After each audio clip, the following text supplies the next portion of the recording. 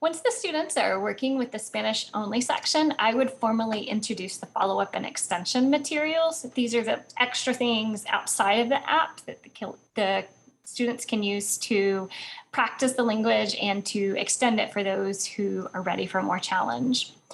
Let's look at the scope and sequence and see how I would do that. So this is a two-part lesson. Let me cover the first part first. The follow-up and extension materials that are related to Rani Isapi, Mi Familia. And I would do this as a whole class. And what you need available are just the resource materials. So with the FabuLingua program, you'll get a pretty good chunk of resources. There are crossword puzzles, word searches, loteria, games, the character and sticker printouts. I would make sure to have these things available so that not only do they have a non-screen option, should that ever be needed during the dedicated FabuLingua time, but it's also something that takes the language outside of just that dedicated FabuLingua time. And particularly the character and sticker printouts, that gives a very open-ended way to use the language. And it's something that they can take home. So they're really taking that language, just beyond the classroom walls.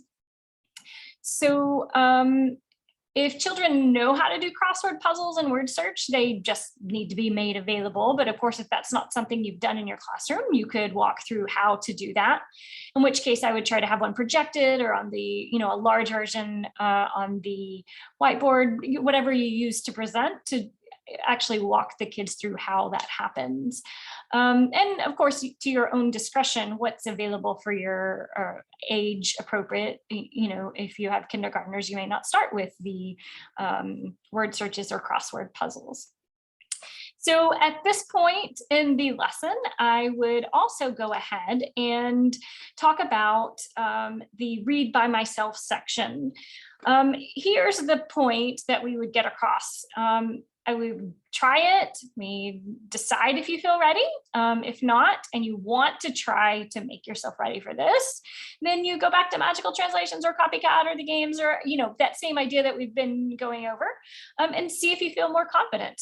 We would go through one ourselves as a whole class just to see what it's like to do it. But here's the thing, it's really going to be an extra.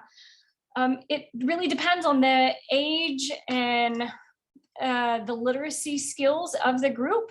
You have kindergarteners who are not yet reading. So as the read by myself provides the words and there's no listening that you're repeating, a lot of kids are not going to have the literacy skills in their first language in order to be able to transfer that into the second language and actually read those. Now, some kids might really enjoy doing it. They've got a strong memory, or they're just throwing out the language that they do remember from seeing the page, and that's fantastic. That's exactly the attitude that we would approach it with. We'd have an attitude of encouraging anybody interested to give it a try with a partner or on their own or not. It's all great. This would be an area that I would check in on one-on-one occasionally, and I'd use the progress reports to do that, which is the next video. And I would encourage specific individuals to use this as an extension.